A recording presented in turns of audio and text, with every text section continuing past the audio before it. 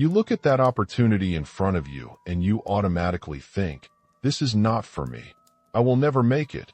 Or, these things never work out for me. That phrase becomes a daily mantra for a clear type of person. They swear to themselves, to the universe, and to anyone who will listen, that they will never win anything in life. They repeat it like a pledge. Then, like a self-fulfilling prophecy, they follow a methodical plan of sabotage every time a chance at prosperity appears. What you are about to hear is not cheap motivational fluff. This is an X-ray of a mind that keeps repeating it is condemned to never succeed financially. This is about how that mental pattern builds precisely the life it fears. I will map the whole system of self-sabotage. I will show how it works, which internal subtypes run it, and above all the invisible mechanism that links this mindset to the frustrating outcomes it harvests. And yes, I will give a concrete first step you can use to begin breaking the cycle today. Do you catch yourself, even silently, saying you will never earn enough, that wealth is not meant for you, and then feel surprised when life proves you right? I want you to sit with that question. In the next section, I will dissect the personality behind that reflex. I will lay out how they talk, how they behave, and why their own story is the enemy of their prosperity. Stay with me. That opening scene is deceptively simple, but it reveals a patterned architecture inside the mind. I have watched it enough times to call it a signature. When someone reacts to money with that sentence, something specific is running under the surface. It is not random caution. It is a network of beliefs, gestures, excuses, and rituals that together guarantee the result they dread. Most of these people wear a coat of righteousness. They say they are realists. They pride themselves on being prudent. They tell themselves and others they are being honest about their chances. I am not naive, they say. This posture comforts them and gives moral cover to inaction. Outwardly, they sound sensible. Inwardly, the narrative serves as a shield against accountability. But the shield is also a trap. Behind the realism lives a separate story. It whispers that effort is pointless. It rewrites opportunity as threat. It translates small risks into existential danger. The moment a choice appears, the internal narrative flips a switch and all attention goes hunting for reasons to say no. What looks like prudence is often cloaked avoidance. On the surface, these people talk about luck. They say, those things only happen to others. They point at systemic injustice and at bad timing. That language is familiar and social. It sounds like analysis. It also functions as an exculpation device. If the world denied them opportunity, then they preserve their self-image as fair and honest. They remain blameless. The problem is that the narrative is selective. It highlights past slights while erasing the daily acts that could have altered outcomes. Let me be blunt. Their behavior contradicts their speech. They claim to want financial relief. They say they want time and security. But when a real chance appears, they step back. They find flaws in the offer. They delay. They stall. They sabotage. It is almost industrious, this sabotage. They will invent perfect reasons to avoid what might actually improve their life. And then they will point to the failed result as proof of their original belief. Do you hear the loop? I will describe how they look to others and how they sound to themselves. Externally, they present 4 kinds of narratives. Internally, there are many more.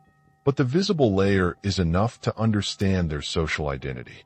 They either claim moral superiority, victimhood, intellectual realism, or spiritual detachment. These identities are useful stories. They let a person claim dignity while doing almost nothing to change outcomes. Now watch how this translates into daily routines. When money enters the conversation, their gestures shift. A promotion offer comes and they say, "I'll think about it," and then never reply. A freelance client pays late. They explain the late payment as proof that contracts are unstable and therefore investing is foolish. They tell friends they prefer not to depend on money and secretly resent those who are building wealth. The speech is poetic. The conduct is contradictory. I remember a woman I counseled. She told everyone she was above chasing money. She gave talks about integrity and the corrupting force of greed. When a program launched that could triple her income, she did not apply. Later, she told me she had known it was a scam.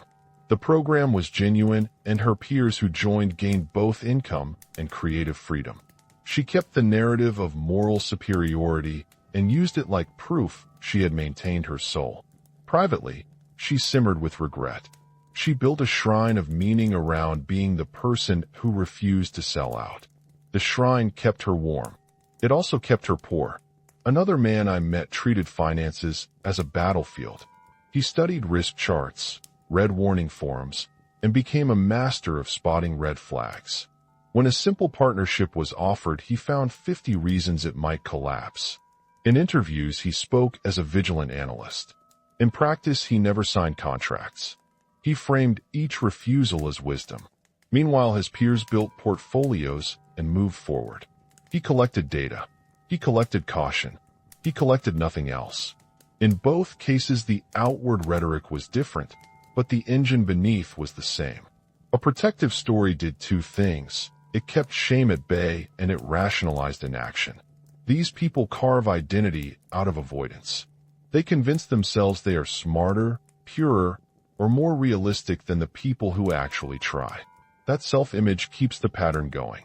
The private narration is where the real work happens. They tell themselves a bedtime story each night in various shapes. I am a realist who sees how the world works. I am waiting for the perfect moment. I am not cut out for luck, or I do not want to be part of the system. That nighttime narrative is ritual. It rewires the brain into predictability. Neural pathways that favor safety over growth strengthen. The next morning, the reflex is tighter. The pattern repeats. Let me name the practical consequences. These people tend to procrastinate on financial decisions. They avoid investments that require temporary discomfort. They undercharge for work because they feel they do not deserve profit. They accept jobs beneath their skill because it is safer. They skip negotiations because the anxiety of standing up for value terrifies them. These choices compound. Month after month, the imbalance grows. Small concessions become a life of stopped clocks. Yet, in conversation, they will tell a different story. They say they are spiritual, or principled, or simply unlucky. They use noble language to cover the arithmetic of decisions. The contradiction is brutal. They spend energy proving they are not hungry for money while secretly shaming themselves for not having it. That shame then justifies the next act of withdrawal. I want you to test this with a sentence I sometimes ask people to say aloud. It is simple and revealing. Maybe I am wrong about money. Most of them balk. They prefer to defend the story than to risk the possibility of being incorrect. That resistance is powerful. Holding the story becomes more important than investigating reality. That is the central clinical finding here. This pattern is not random. It organizes their friendships, their romantic choices, and their work. It even shapes how they relate to the universe. They will speak of signs and coincidences in ways that confirm their bias. A missed call becomes proof that the world is against them. A delayed email becomes a cosmic message. They assign meaning to neutral events in service of their story. Pause and consider how many times you have done this. How many small refusals stacked into a life that felt inevitable. If you start noticing this habit, you are halfway to changing it. Noticing is the first breach in the armor. But what comes next is not airy hope. It is practical, rude responsibility. Before I go deeper, I want to pause for a human moment. If you are watching this and you have stayed until here, thank you. I am building this channel from scratch, and the small gesture of subscribing helps more than you might imagine. If you feel like it, hit subscribe and leave your city and country in the comments. It keeps me honest, and it helps us find each other. Now back to the diagnosis. At the core of this group is a contradiction that explains everything. They claim to want abundance while their daily choices practice scarcity. They accuse the world and then refuse the tools the world presents. They speak of justice but decline to take responsibility for their share in creating an unjust personal economy. That contradiction is not accidental. Each mask hides the same fear. What if I try and lose my sense of self? I have learned to map 4 recurring internal types. They are distinct, but they rotate on the same track. I will describe each one and paint a day in their life. Listen for the flickers that say, "This is me." The first type is the prophet of disaster. He lives in preemption. Before any project begins, he has rehearsed 20 ways it will fail. His mind is a catalog of catastrophe. He believes forecasting pain shields him from shock. If he predicts collapse early enough, he convinces himself he has been practical, not cowardly. A morning with the prophet reads like this. He wakes and checks the news. He runs through a list of possible failures for his current idea. At breakfast, he sketches worst-case scenarios. By mid-morning, he has found 3 reasons the opportunity will implode. He emails the contact with a list of hesitations, framed as due diligence. The tone is calm. The effect is paralysis. By evening, he has justified a decision not to act. He calls it responsible. He sleeps satisfied he prevented disappointment. The belief root of the prophet is simple. Predicting failure protects me. This belief grew from earlier wounds. Maybe as a child, he was punished for being hopeful. Maybe an early business collapsed and left a lasting sting. The map is personal. The consequence is clear. He never builds a track record of wins. He always tests his capacity for pain instead of his capacity for success. If you see yourself in this, ask, what failure did I learn to protect myself from? Next comes the chronic skeptic. He is not just cautious. He is convinced intelligence equals suspicion. He treats every promising offer as a potential scam. His skill in detection becomes his identity. Conversations end with him pointing out the flaws in the plan. People respect his eye. Employers call him careful. The truth is his vigilance is often a refusal to be vulnerable to success. A day with the skeptic plays out in research mode. He examines contracts 5 times. He reads forums and comment threads. He finds edge cases where things went wrong. When a peer celebrates a new income stream, he throws a caution flag and the celebration dims. He prides himself on seeing what others miss. He avoids being duped. He also avoids being chosen. His core story is, if you distrust everything, you will not be fooled. The cost is opportunity. The skeptic often ends up with mediocre outcomes in the name of not being burned. He becomes a curator of risk rather than a builder of reward. Ask yourself, do I use caution as a mask for not risking the very success I say I want? The third figure I call the undeserver. This one carries a heavy verdict. I do not deserve abundance. The narrative is moral and intimate.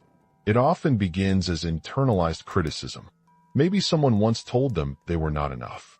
Maybe they compared themselves to a sibling or a peer and lost.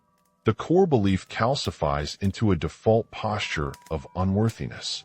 A day for the undeserver is woven with small self-deprivations. They underprice their work. They let others take credit. When a chance to step into a larger role appears, they assume someone else is fitter. They say, they deserve it more.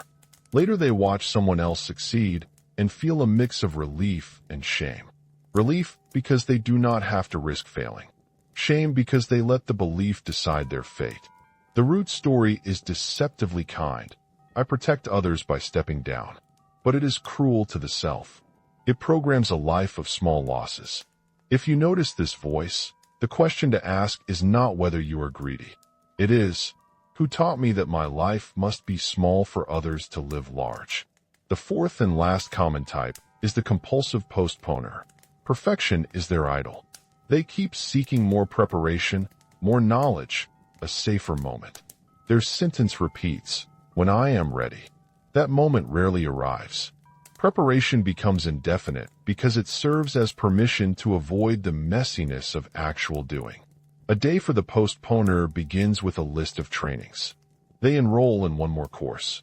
They read another book. They polish their resume again. They tell themselves they are investing in competence. Months pass. The window of opportunity slams shut and they shrug. It just wasn't the right time. The truth is the right time was always messy and imperfect. Their belief is there exists a perfect time that justifies action. That belief is a mirage. It keeps them in workshops and away from the field. The cost is slow attrition of confidence. Each avoided attempt shrinks their tolerance for risk. These four are only the most visible shapes. People often carry 2 or 3 of them at once. You might see the prophet in the morning and the undeserver at night. Patterns migrate. That is normal. The key is not to name you with arrogance, but to reveal the wiring so you can begin to unplug it. I will give you 2 short portraits to make this concrete. The first is Sophia. She carried the undeserver voice because her parents always compared her to a successful sibling. Sophia got a teaching job and stayed because it felt safe. A freelance design contract offered more income. She assumed the client would prefer someone more professional. She underbid and then underdelivered. Years later, Sophia watched that same niche be filled by colleagues who took smaller risks earlier. Her story shifted when she started to say aloud, "I may be wrong about my worth." She began to price her work with one rule, the minimum price that made her feel proud. It was a tiny fracture. It led to a steady rebuild. The second portrait is Miguel. He is the prophet and the skeptic braided together. He told himself daily that predicting every collapse would make his life stable. When an investment partnership appeared, he built 3 contingency plans and refused to commit. His partner later sold their share and built a business. Miguel kept his plans and his safety. He felt vindicated about the risk, but haunted by the speed of what he might have built. He changed only when he tried a small bet with a friend. The trick was not to jump into the deep end. It was to test his capacity for being wrong in tiny, reversible ways. Across these cases, a truth emerges. The pattern lives in rituals. Each ritual looks sensible. Each prevents humiliation. Each kills momentum. They are not lazy mistakes. They are rehearsed scripts for protecting identity. I must be clear about what all these subtypes share. First, they prioritize identity preservation over result creation. Second, they interpret reality through a filter that seeks confirmation of the script. Third, they weaponize meaning to justify an action. These 3 factors form an internal culture of scarcity that attracts scarcity back. If you feel exposed reading this, it is because recognition is the first step out. Seeing does not fix everything, but it is the doorway. When I ask people to label which subtype they often refuse. Naming sometimes feels like judgment. I insist because the name reduces the mystique. Once a pattern is named, it loses power. Before I close this section, I want to address one more thing. People love to blame external factors. They point to capitalism, luck, or who they knew. Those things matter, but they do not explain the internal coherence that produces repeated failure. 2 people can live under the same system. One will build a business. The other will keep telling the same story and watch opportunities slip. The difference is not only circumstance. It is the chosen narrative and the daily habits that follow from it. So where does that leave you? If you recognize parts of yourself, take that recognition as a clinical tool, not as a verdict. You are not permanently fixed. You are a pattern that can be observed, interrupted, and rewired. The first action is not heroic. It is a question you can ask yourself in the moment of decision. What script am I choosing right now? That question breaks the loop by introducing curiosity. Now, the next piece is crucial. Naming the subtypes prepares you for the law that governs them.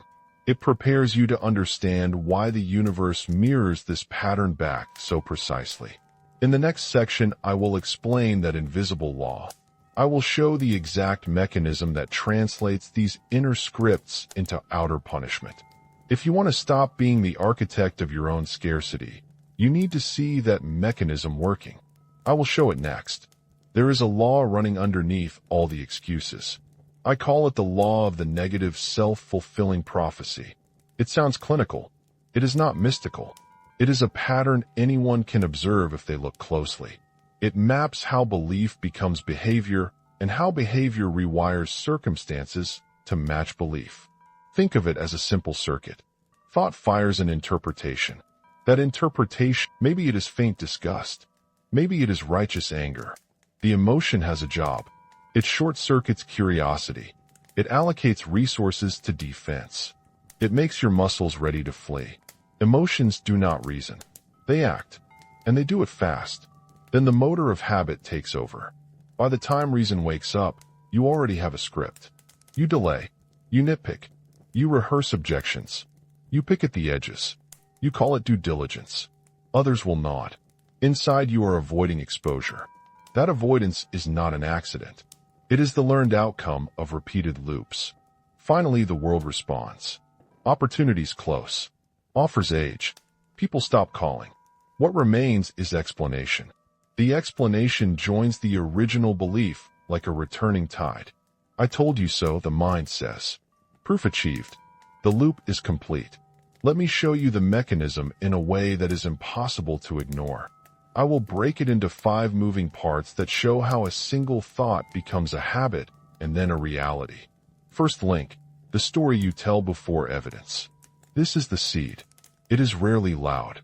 It is a sentence muttered while you check email. That wouldn't work for someone like me. Say it out loud and feel the room shift. Your posture changes. Your breathing shortens. That sentence sets the expectation for the next 2 hours, or 2 years, or 20. Second link, selective scanning. Once the seed is planted, your brain becomes an efficient confirmation machine. You will notice the tiny glitches that confirm the seed. You will ignore the bold signals that contradict it. A delayed reply turns into a prophecy. A polite refusal becomes systemic proof. Your world becomes a curated museum of evidence. Third link, emotional investment. As the pattern repeats, you attach identity to it. You begin to wear the story. I am the realistic one, you say. It is a protective garment. It shields you from shame. It also makes undoing the garment costly. Identity amplifies inertia. Fourth link, behavioral default. With identity established, the body learns rituals. Reply later. Ask one more question. Enroll in another course instead of launching. Each ritual chips away at opportunity. Each ritual reinforces the story. Action shrinks into avoidance. Fifth link, narrative consolidation. The outcome, now predictable, arrives. You call it evidence. You archive it. The archive is a library of proof that your original thought was wise. The cycle starts again, stronger. The law has executed itself. This is mechanical, not moral. I will not say you are lazy or evil. I will say you have an efficient mind. Efficient at avoiding risk. Efficient at preserving identity. Efficient at proving its own forecast. Efficiency is not virtue when your objective is different from preservation. Now watch it act in 3 real-world scenes. Watch how the law looks in a conversation, a ledger, and an interview. The scenes are short. They are precise. Scene 1. A partner texts about a small collaboration that could mean steady income for 3 months. You read the message in the kitchen. Your inner narrator pipes up. They will probably take control. This is amateur hour. You draft a careful reply full of caveats. You propose conditions that make the offer less attractive. The partner grows cold. The project goes to someone else. You find proof that you were right to be careful. The law closed the door. Scene 2. An online course promises a specific skill that would let you charge double for your work. You read the syllabus. A cheap panic rises. What if I don't finish? You register anyway. You binge lectures for a week, then stop. The assignments pile up. You tell yourself you lack discipline. You never complete the portfolio that would attract better clients. The portfolio never appears. The universe did not conspire. You did. Scene 3. A job you want posts. You craft an application. The old voice whispers. They want a star, not someone like you. You underplay your achievements. You underprepare the cover letter. You show autopilot confidence at the interview that reads as disinterest. They hire someone else. Later you scroll the successful candidate's profile. You feel a small relief and a larger shame. The law reinforced itself. In all 3 scenes, a small sentence changed everything. The law is not theatrical. It is a series of tiny, sane moves that produce a single brutal result. It is invisible because it is sane. That is its power. Most people react when I name this law with pushback. They tell me systems matter. They are right. Systems matter. But systems do not explain divergence where conditions are equal. Two people can stand at the same threshold and have different internal explanations. One crosses, one does not. That difference is not policy. It is program. There are three common ways people rationalize the output. They call it realism, humility, or ethics. Each of those labels is sometimes accurate, but too often they are shields. I have sat with people who cherish these labels. They loved being the realist in the room. That title let them avoid risk at no moral cost. But the title did cost them a life of quietly shrinking possibility. Naming the law is the first act of repair. Once you see the pattern, you can measure it. Measurement allows substitution. You cannot fix what you cannot observe. Observation turns a ghost into a problem you can dismantle. So how do you dismantle it? Not by forceful cheerleading. Not by pretending the law does not exist. You dismantle it by creating a counter circuit. You need a thought small enough to be believable and disruptive enough to reroute the next steps. It will not be, I will definitely get rich. It will be, maybe I am wrong about this. That question is surgical. It bypasses identity. It invites curiosity. It pauses the confirmation machine. Before I show you the exact practice that rewrites the loop, I must make one argument clear. The law does not punish you for being honest about constraints. It punishes you for living inside a forecast that was never tested. The difference between a hypothesis and a destiny is action. A hypothesis is provisional. A destiny is a sentence. If you are repeatedly choosing the sentence, you are choosing the outcome. You have to be willing to be incorrectly humble. You must be willing to be wrong about yourself. That willingness is a low bar that most people refuse to step over. They prefer the safety of being correct. They prefer the vanity of virtue. That refusal is where the law runs strongest. If you stay, I will show you how the circuit looks in daily life. I will map the exact mental cues that flip the switch. I will name the micro-rituals that rewire feeling and action. But first I need you to accept one small claim. Your reality is not a cosmic verdict. It is a feedback loop you run. If you can run it, you can change it. If you are ready to see the loop broken, turn the page. The next part shows the cycle in motion and how it repeats until collapse or change. The cycle looks elegant when you explain it. In life it feels like a trap. I call it the auto-sabotage loop. It has 4 phases and a stubborn momentum that compounds over time. The phases are instant dismissal, emotional activation, avoidance ritual, and explanatory reinforcement. Each round makes the next round easier. Phase 1 is instant dismissal. It begins with a thought that sounds like sense. This is not for me. Or, I could never do that. The words appear as reflex. You do not weigh them. You do not test them. You accept them like weather. The dismissal does a heavy lift. It shrinks possibility before you even research it. Phase 2 is emotional activation. The dismissal produces a visceral reaction. Anxiety tightens the chest. Shame bends the shoulders. Moral indignation erects a shield. Emotions are fast and convincing. They recruit the body to act in service of the dismissal. It is easier to protect identity than to risk exposure. Phase 3 is the avoidance ritual. This is the behavioral muscle memory. You defer the decision. You ask for more information. You double-check. You demand proof that will never appear. The rituals are diverse. They can be legitimate tasks done in the wrong order. They look like productivity. They are not. They buy time at the cost of movement. Phase 4 is explanatory reinforcement. The ritual produces a result that fits the original story. The opportunity fades. The project expires. The offer is withdrawn. You then explain the outcome in a way that celebrates your caution. See? I was right. The explanation cements identity. It makes the loop both comfortable and durable. Now watch this loop run across 3 domains: money, relationships, and creative work. The loop does not care about the domain. It cares about the internal economy the loop rarely produces dramatic, visible failures early on. It produces a slow attrition. One missed contract, one lost client, one quiet income hole left unfilled. The damage is cumulative. Small failures do not headline. They become the background noise of a life. People ask me how they can be sure they are inside the loop. I give them two cheap tests. First test. Notice what you automatically narrate after a missed chance. Do you say, "I knew it," or "What went wrong?" If the first, the loop is active. Second test. Watch your posture when a proposal arrives. Do you lean forward to interrogate opportunity, or do you lean back to find reasons to refuse? The body tells the truth before the story does. I want to be specific about the avoidance rituals. They are the disguised tools of the loop. They wear respectable jackets.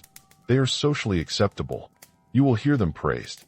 Due diligence is a ritual. Continued education is a ritual. Preferring not to be dependent on money is a ritual. Each buys emotional safety. Each blocks the trial that could disconfirm the belief. Let me list 5 common rituals you may recognize. Not to shame you. To name them so you can unlearn them.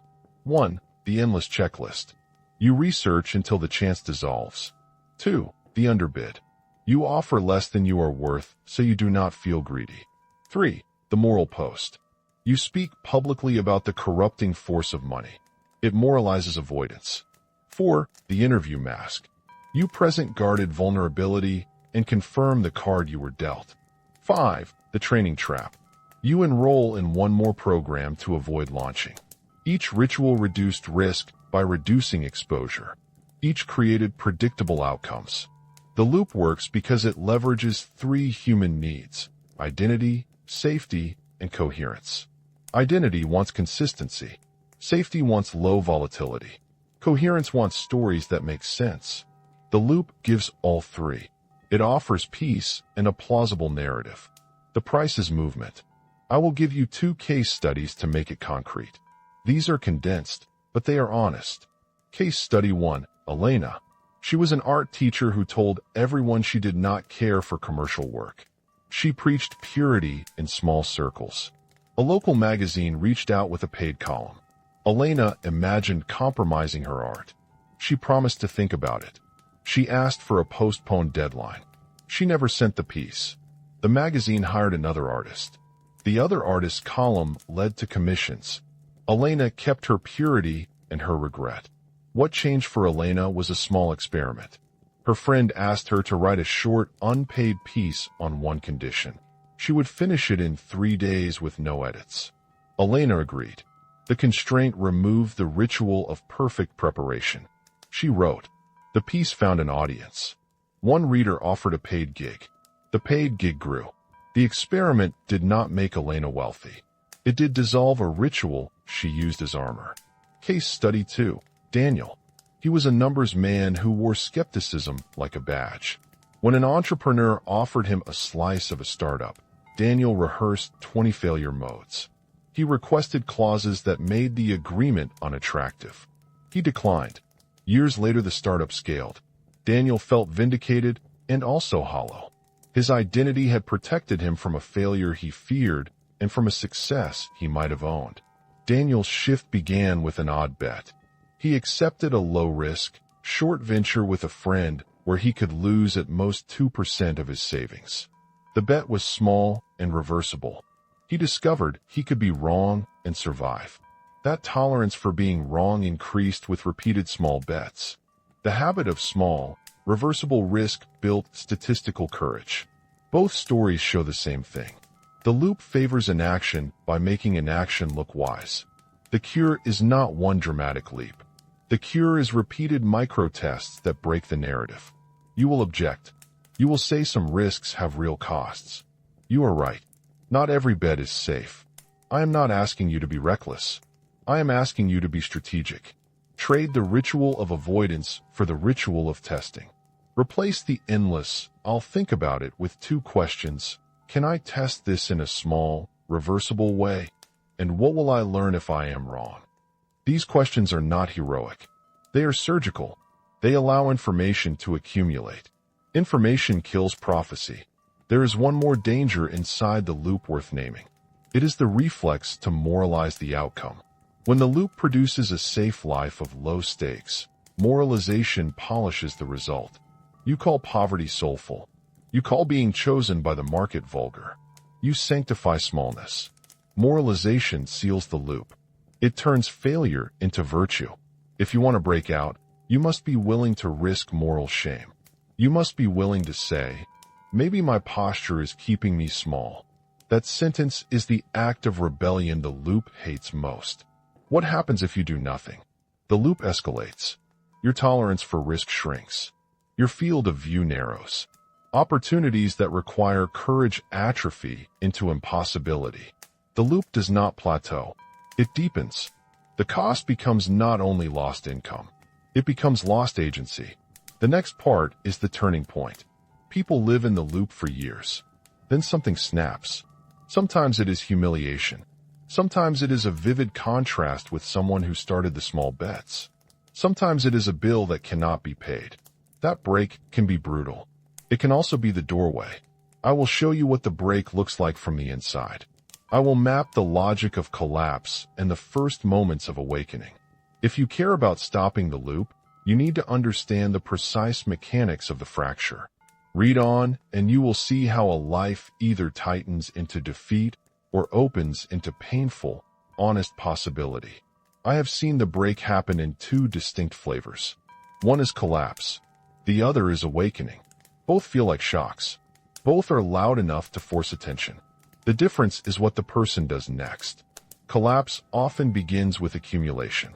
Missed invoices. One failed launch. A partner who left. The small losses add up. The person who avoided risk now faces a non-optional crisis. Collapse demands action not because the mind shifts, but because the world forces it. The tone is panic. Decisions are made under scarcity. That rarely produces integrity. It produces survival. Awakening is quieter, but no less violent. It is the slow burn of contrast. You watch someone who had the same start choose small bets and build. You ask why you did not. You feel both rage and shame. That awareness pries open the loop. It does not hand you a plan. It hands you a question. Do I want to be the architect of my life or its victim? Both events can open a doorway, but the doorway is narrow. It requires that you accept responsibility not as blame, but as a tool. Responsibility shifts your relationship to the past. It converts evidence into data. It makes the loop usable. Let me describe a typical collapse to give you the anatomy. A person I know, call her Mara, lived inside the loop for a decade. She had talent. She had small wins. She kept using moral language to justify an action. When her partner left, so did half the household income. Her safety margins vanished. Panic arrived. Calls went unanswered. The bank demanded payment. She felt a collapse in the chest, as if her identity had failed her. Collapse did something brutal and honest. It stripped excuses. There was no room for realism or purity. The only choice was concrete. Pay the rent or lose the place. Mara chose to act. She took 2 temp jobs. She asked for help. She sold things.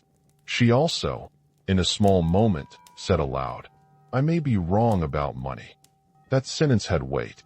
It was a first surrender to a new way of being. Notice how collapse and awakening both route through an emotional threshold. The old narrative cannot contain the new demand. It either snaps or opens. You cannot manufacture collapse ethically. You can provoke awakening. Awakening looks different.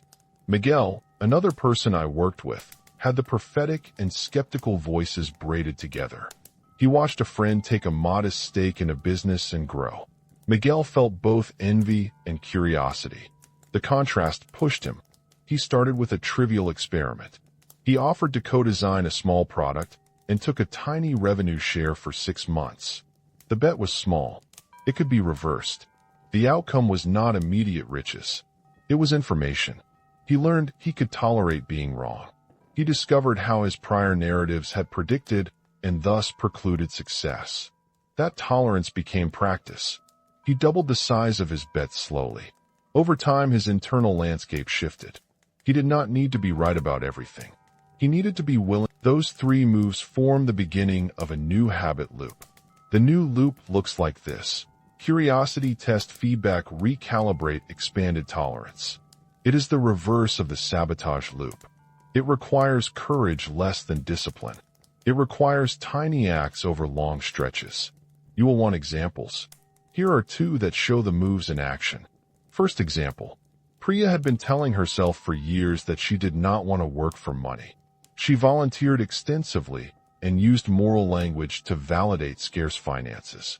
She set a micro-commitment, applied to 3 paid residencies that would require 1 weekend a month. She told a colleague she would do it. She did. She got 1. The residency paid modestly. More importantly, it normalized accepting payment for time she still called sacred. The humility had shifted into experiment. Her nervous system learned she could hold value and meaning simultaneously. Second example. Jamal feared negotiating.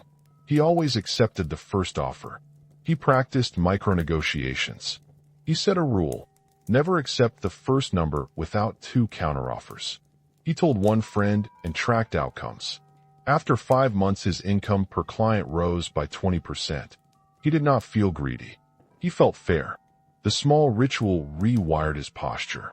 Both examples share an invisible ingredient: permission to be imperfect. The world tolerates imperfection much more than our fears predict. It tolerates attempts. It rewards clarity. Your internal myth often overestimates the cost of being wrong and underestimates the cost of not trying. There is one psychological barrier that keeps people from attempting these small moves. It is the belief in a single defining moment. People think they must undertake a grand sacrifice or a dramatic transformation. That belief is a trap. It keeps you waiting for a mythic "when I'm ready." Readiness is manufactured by doing. You become ready by practicing small risks until your tolerance expands. Now, what if you try and fail publicly? What if the world laughs and you feel foolish? That is part of the price. It is also a teacher. Public failure is often less brutal than imagined. You survive it more often than you forecast. Surviving it expands your range. We must be blunt about another point. Not all awakenings lead to wealth. Some lead to dignity and competence without riches. That is still valuable. The point is not to chase money as an idol. The point is to stop being the architect of your own scarcity. Wealth, meaning, and security are not identical. You deserve the chance to discover what you value without being preempted by story. If you have followed this far, you should sense that the choice is not between guaranteed success and failure. It is between living under a forecast you repeat and becoming a person who tests forecasts. That choice is practical. It has procedures. It is possible to learn. In the next section, I will give you an exact micro-ritual to do every morning and evening. It is short. It is awkward. It works because it interrupts the old loop at the point of thought before the filter hardens. If you are ready to use the break that opened in you, the ritual will give you a place to stand. If you are not ready, read this again. The choice will still arrive. You will either meet it with a pattern you rehearsed or with panic. Which will you choose? I want to be blunt. The change you think you need is not a pep talk. It is a new operating system for the way you meet possibility. The old system was belief plus ritual plus avoidance. The new system is a small discipline that converts curiosity into data. I call it a conscious opening to possibilities. It sounds soft. It is not. It is surgical. Start here. Humility as hypothesis. Instead of declaring, "I know this will fail," begin with, "I might be wrong." Say it to yourself until it stops sounding defensive and begins to sound like a research protocol. Humility in this sense is not groveling. It is a scientific posture. It lowers the cost of being wrong.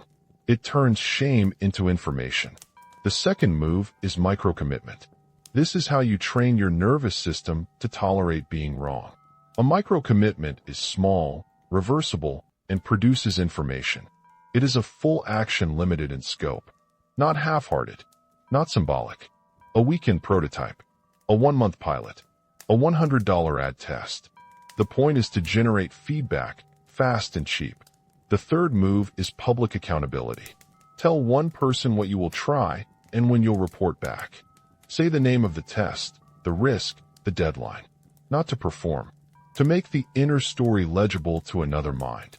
Accountability reduces the temptation to rationalize inertia.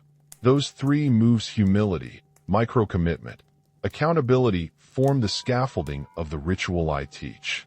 It is short. It is awkward. It is impossible to moralize.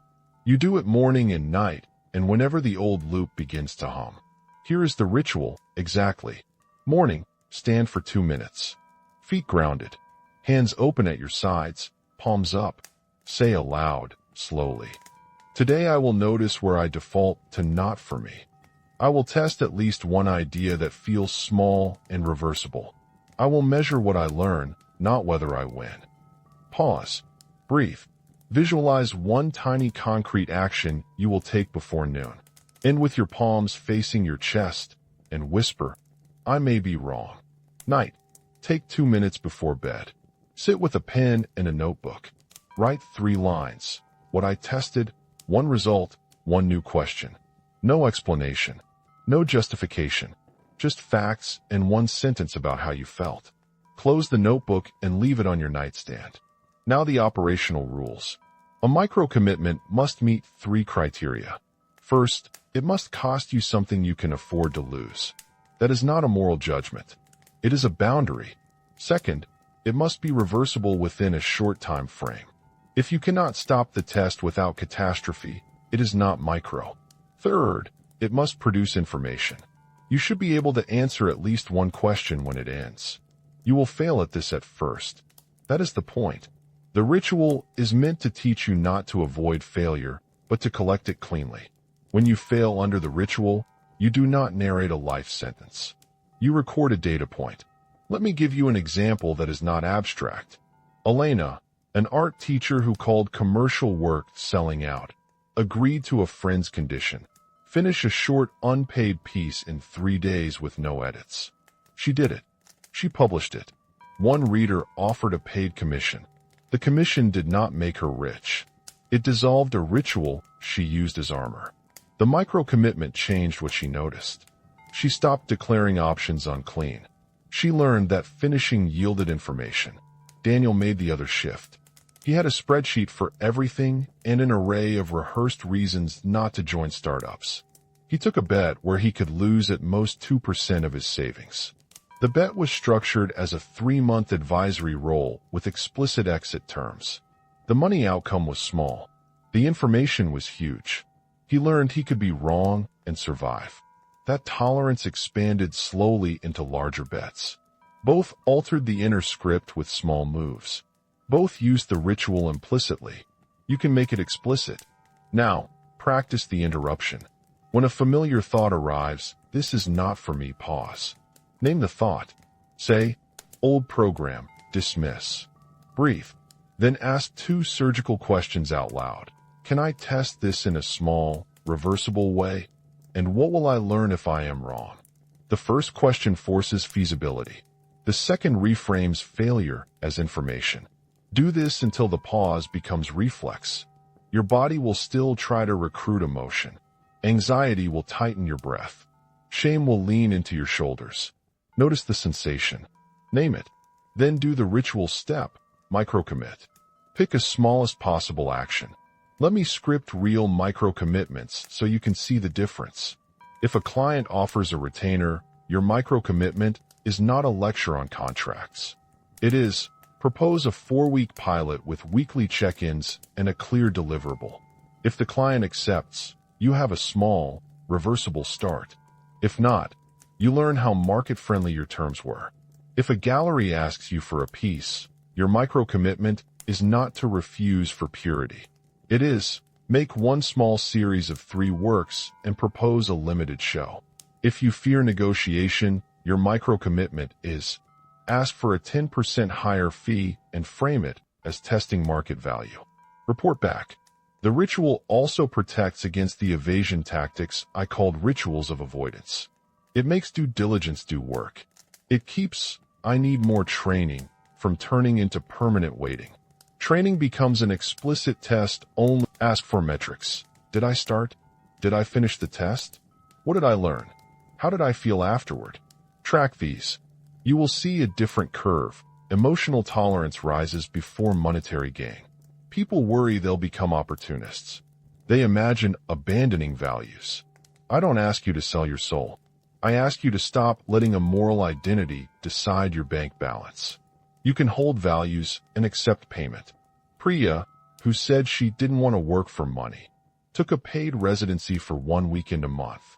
She kept her sacred language, but normalized receiving. Her nervous system learned she could have both meaning and pay. The cost was a little cognitive dissonance early on. It was worth it. Now the practical toolbox for moments of sabotage. When the old voice says, "I knew it," do not argue. Instead, practice a small script. Say aloud, "This is the old program. I will collect data instead." Then execute a specific action that contradicts the script. It could be sending one email, asking one question, making one counteroffer, or finishing one piece in 48 hours. The action must be tiny and measurable. You will also need fallback rules.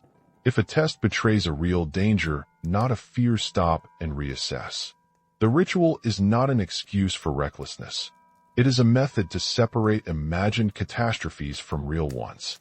Use the micro-commitment criteria: reversible, affordable, informative. Another tool, the accountability note. Before you act, write a single line to your accountability partner describing the test and the deadline.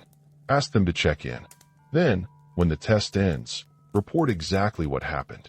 Accountability externalizes the temptation to explain failure away. We should also talk about the language you use. Replace "I can't" with "I haven't tested." That small verb shift is powerful. I can't closes possibility.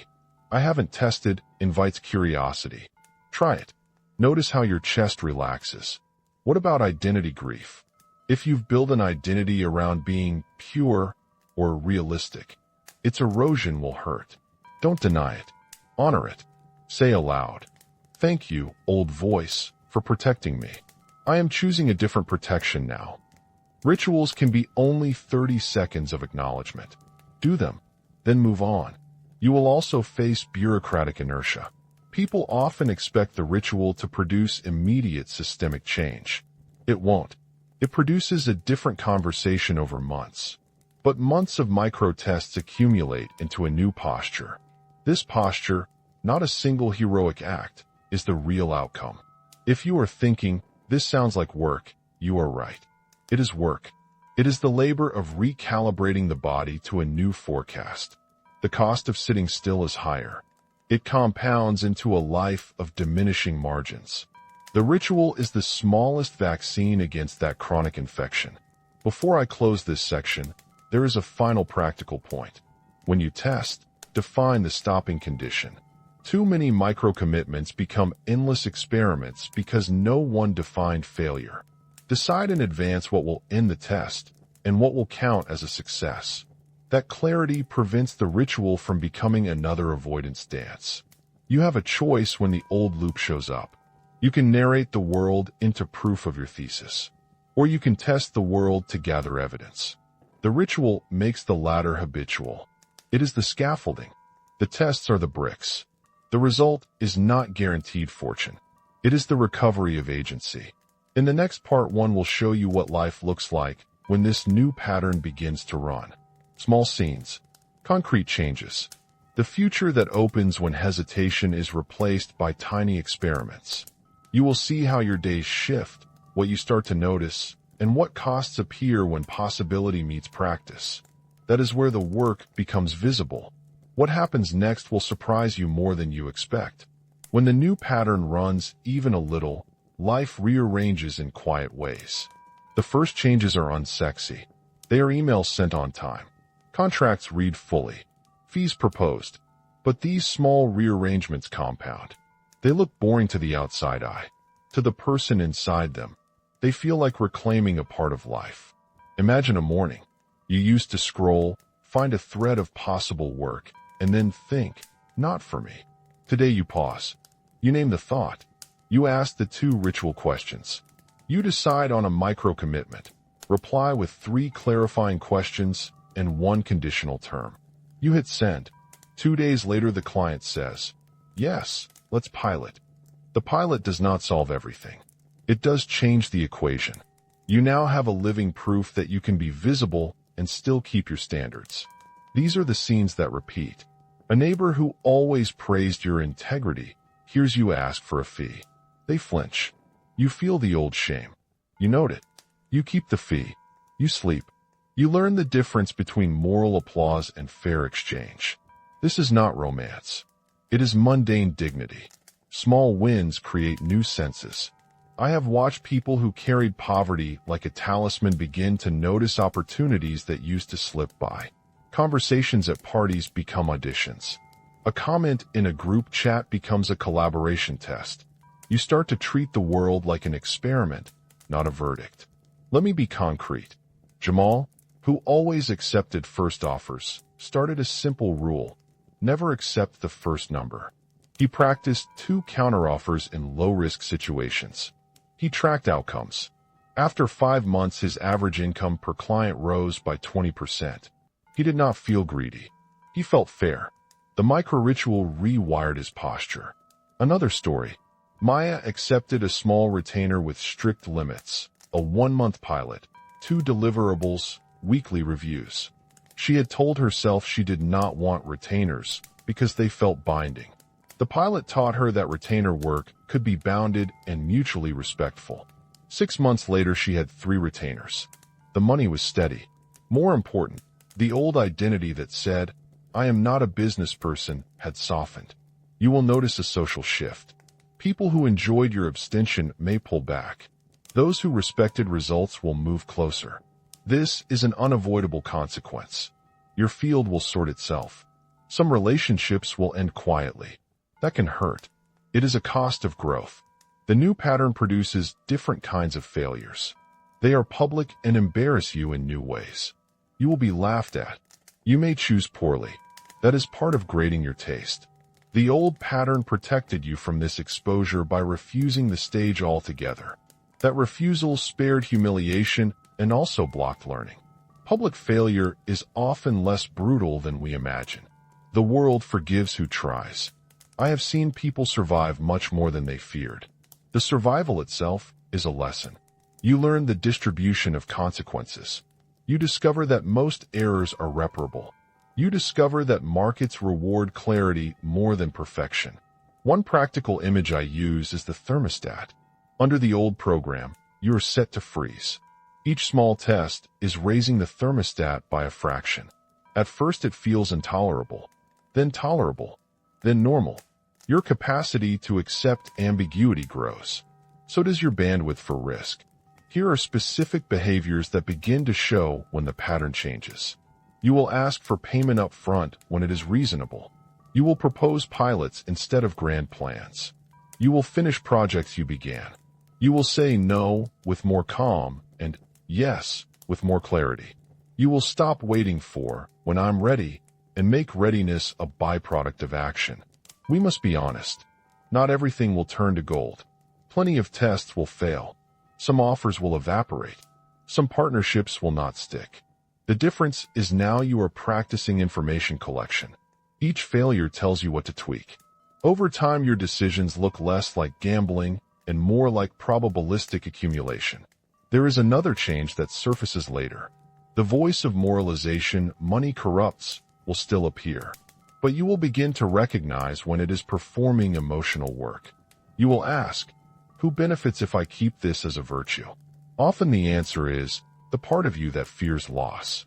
Identifying that motive is enough to defuse the argument. Let me describe a longer arc here. One of practice is ugly. You make small wins and embarrassing failures.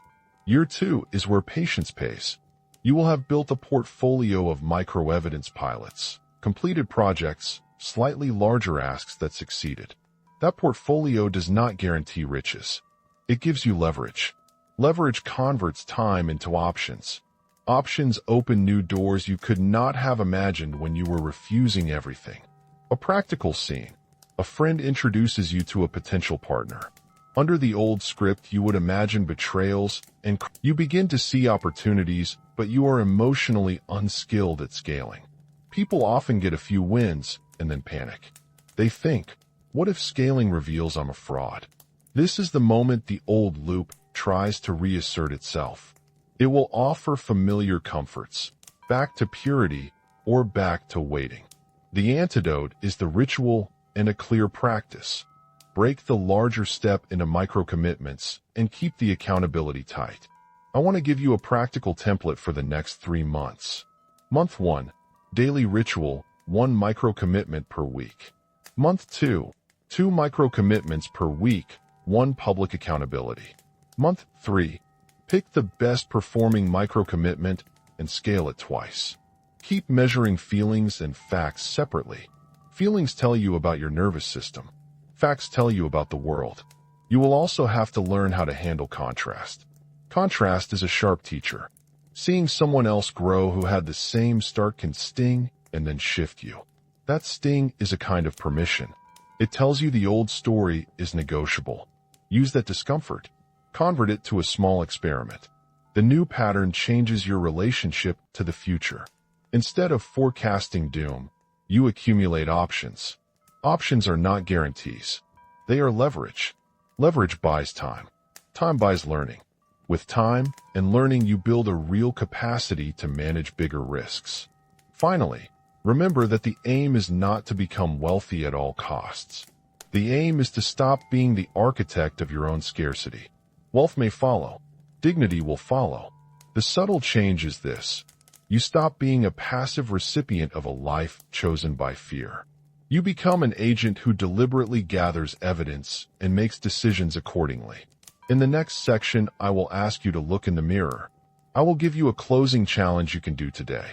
It is a single, small action that forces the loop to show its face and gives you an opportunity to respond differently. This is where diagnosis becomes decision. You will have to choose whether to stay in the old pattern or to test the new one. The choice is simple. It is not easy. Are you ready to try? We started with a simple observation. You say, this is not for me, and your life conspires to prove it. That is not fate. It is a pattern you rehearse. It is time to be precise about what you will do now. First, a short summary. The mind that swears it will never win makes meaning by rejection. It protects identity by shrinking possibility. It recruits the body in service of safety. That loop runs in 4 acts. Instant dismissal, emotional activation, avoidance ritual, and explanatory reinforcement. Each act prepares the next.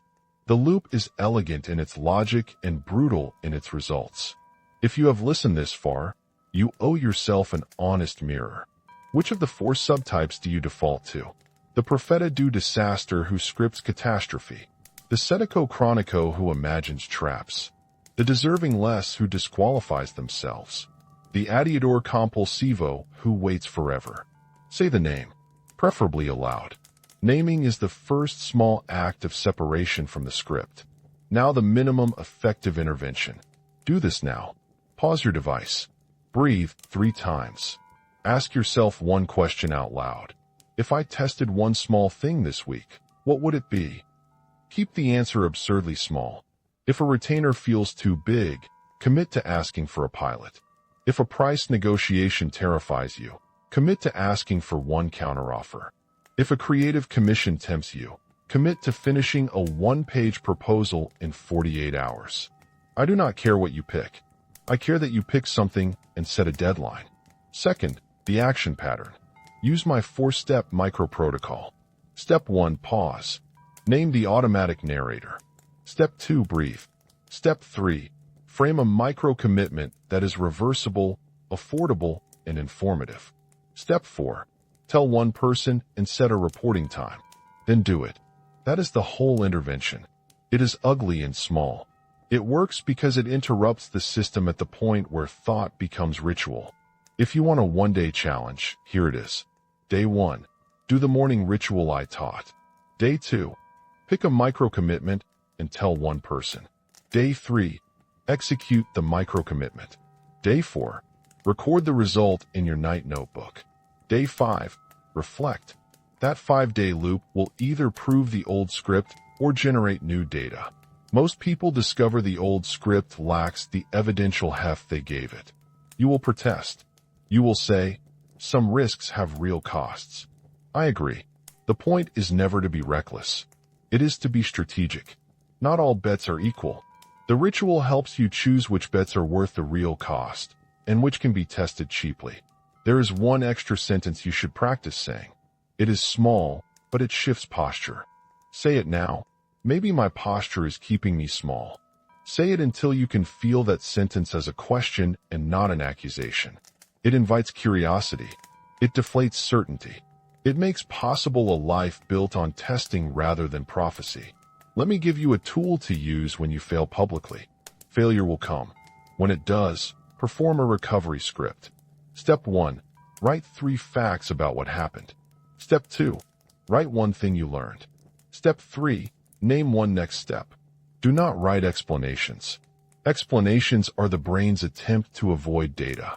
Facts and next steps are the currency of growth. We must address the moralization trap one last time. Some people will respond to this message by polishing the virtue of being poor or small. They will moralize their avoidance. Beware of that voice. Moralization is often the loop's final defense. It will sanctify smallness and shame ambition. Notice it. Name it. Then test it. If you want a metric, track tolerance. Not money. Tolerance for being wrong. Measure it weekly. Record how many micro-commitments you completed. How many felt risky before you did them? How many left you embarrassed? How many taught you something? Over 3 months, tolerance grows. You will notice changes long before bank accounts follow. 2 short stories to end. Mara, who collapsed when a partner left, used panic to force movement. She took 2 temp jobs, asked for help, and sold things. In a small moment, she said aloud, I may be wrong about money. That sentence opened a different posture. She did not become wealthy overnight. She rebuilt. What changed was not the world. It was her relationship to error. Miguel used comparison as a lever. He watched a friend take a modest stake and grow. He felt jealous and curious. He started with a trivial experiment. Co-design a small product and take a tiny revenue share. It could be reversed. It taught him he could be wrong and survive. He slowly increased the size of his bets. The habit of testing changed his life. Not because of a miracle, but because of repeated small practices. If you are still sitting in the old loop, ask yourself a ruthless question. Which of my behaviors today keeps me small tomorrow? Name 3. Then pick 1 and test its opposite this week. That is the smallest unit of rebellion the loop hates. Before I finish, a note on compassion. This work is not about shaming. It is about accuracy. I am harsh in the diagnosis because the kindness of being easy with yourself is, paradoxically, what keeps you trapped. Brutal clarity plus small, kind experiments is my prescription. You will need both. Now, a practical next step you can do before you close this video. I want you to pick 1 opportunity that triggered your old voice recently. It could be an email, an idea, a person. Write down exactly what you told yourself about it. Then write the opposite sentence, starting with I might be wrong about. Then define a micro-commitment to test it. Tell 1 friend and set a deadline. Do this within the hour. If you are willing to go further, comment your city and country below and 1 sentence about the test you chose. If you found this useful, subscribe so you can follow similar work. Tell someone who needs brutal clarity more than encouragement. This is where responsibility begins. Not as blame, as material. The mind that promises it will never win built that promise on habit. Habits can be inspected. Habits can be interrupted. Habits can be redesigned. So which will you choose now? The loop that kept you small, neat, and safe? Or the messy work of testing and learning? The choice is not heroic. It is a daily discipline. If you want to change what comes next, start by doing 1 small, reversible thing. Do it honestly. Report the result. Repeat. Thank you for listening. If you stayed to the end, you have already done something most people never do. You gathered information. Use it.